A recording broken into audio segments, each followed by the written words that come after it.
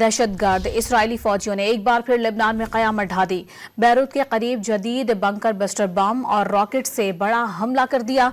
7 घंटों तक वक्फे से होने वाली बमबारी के नतीजे में कई इमारतें मलबे का ढेर बन गई।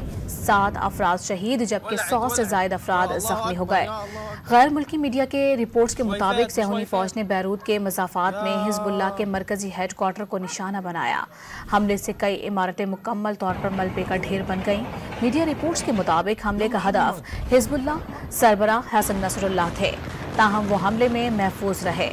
इसराइली मीडिया का दावा है कि लेबनान पर ताज़ा हमले में हिज़्बुल्लाह के सरबराह हसन नसरुल्लाह की बेटी ज़ैनब नसरुल्लाह शहीद हो गई हैं। ताहम हिज़्बुल्लाह या लेबनानी हुक्काम की जानिब से ताहाल इस खबर की तस्दीक नहीं की जा सकी। इसराइली फौज ने हमले में हिज़्बुल्लाह के मिसाइल यूनिट के सरबराह मोहम्मद अली इस्माइल को भी शहीद करने का दावा किया है। 2000 टन बारूद और जदीद बंकर बस्टर बम इस्तेमाल किए गए।